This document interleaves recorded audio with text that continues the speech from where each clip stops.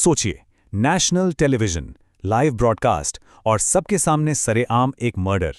इस घटना ने सच में पूरे देश को हिलाकर रख दिया था। आज के इस एक्सप्लेनर में हम सीधे उन तथ्यों पर बात करेंगे जो बताते हैं कि आखिर उस रात प्रयागराज में असल में क्या हुआ था, कैसे एक बहुत बड़े माफिया डॉन का अंत, वो भी एकदम लाइव कैमरे के सामने हो गया। चलिए सीधा शुरू करते हैं। तो इस पूरी कहानी की शुरुआत होती है प्रयागराज की एक शनिवार की रात से, जो देखने में बस एक रूटीन मेडिकल चेकअप लग रहा था, वो अचानक एक खौफनाक क्राइम सीन में बदल जाता है। जरा उस मंजर की कल्पना कीजिए।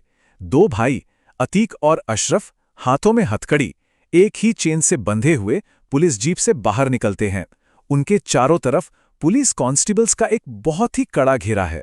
उस वक्त वहां मौजूद किसी भी इंसान ने सपने में भी नहीं सोचा था कि अगले ही पल क्या होने वाला है। और फिर जो हुआ, उसकी रफ्तार सच में रोंगटे खड़े कर देने वाली थी। मतलब ये सब कुछ 60 सेकंड से भी कम समय में हो गया। जीप से उनका बाहर निकलना, अचानक पत्रकारों की भीड़ में छिपे हमलावरों का उन्हें घेर लेना, और फिर वो आखिरी जानलेवा गोली। एकदम करीब से सिर पर बंदूक तानी जाती है, पलक झपकते ही सफेद पगड़ी जमीन पर गिरती है और बस सब कुछ खत्म।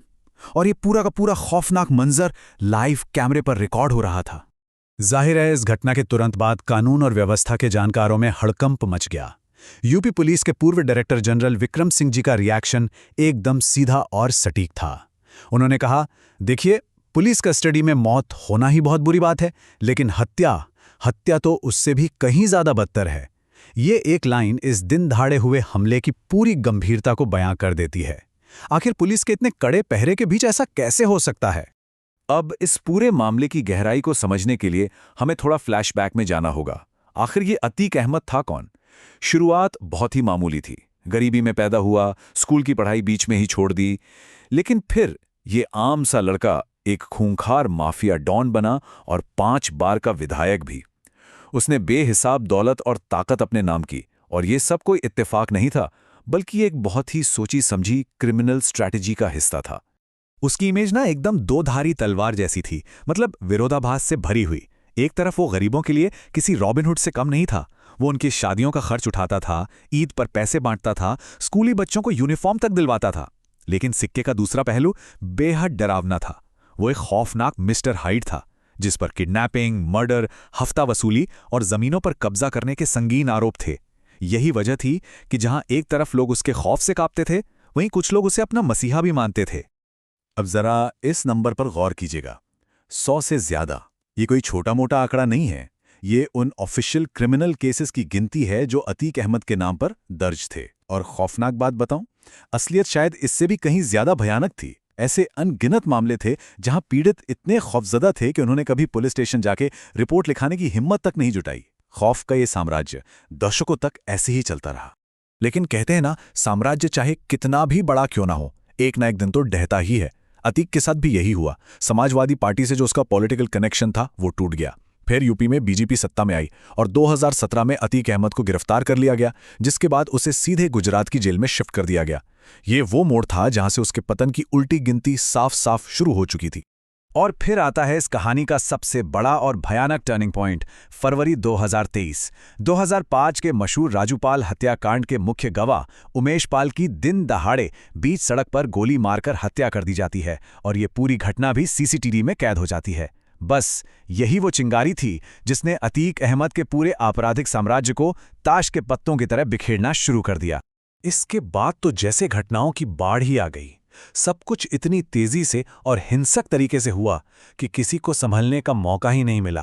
पहले फरवरी में गवाह उमेश पाल का मर्डर, फिर जिस हफ्ते अतीक की हत्या हुई, उसी गुरुवार को उसके बेटे असद का पुलिस एनकाउंटर में मारा जाना, और फिर आखिर में शनिवार की रात अतीक और उसके भाई अशरफ का कैमरे के सामने असैसिनेशन। सिर्फ कुछ ही महीनों के अंदर एक ऐसी चेन रिएक्शन शुरू हुई जिसने पूरे परिवार का वजूद ही मिटाकर रख दिया।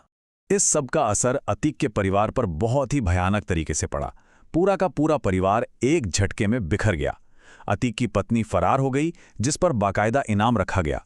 2 बेटे अब भी जेल की सलाखों के पीछे हैं, और 2 जो छोटे नाबालिग बेटे हैं, उन्हें सरकारी सुधार गृहों में रखा गया है।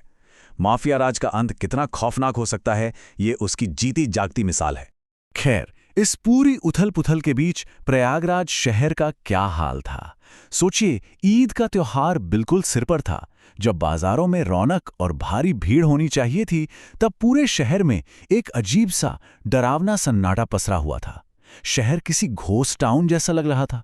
हर सड़क, हर चौराहे पर भारी पुलिस फोर्स तैनात थी, और तो और इंटरनेट सेवाएं भी पूरी तरह से बंद कर दी गई थीं। हवा में बस एक ही चीज महसूस हो रही थी, अनजाना सा खौफ। इस सन्नाटे और डर के माहौल में अलग अलग प्रतिक्रियाएं भी सामने आईं। जैसे प्रयागराज के ही एक 40 साल के स्थानीय मुस्लिम व्यक्ति की चिंता बिल्कुल लाजमी थी।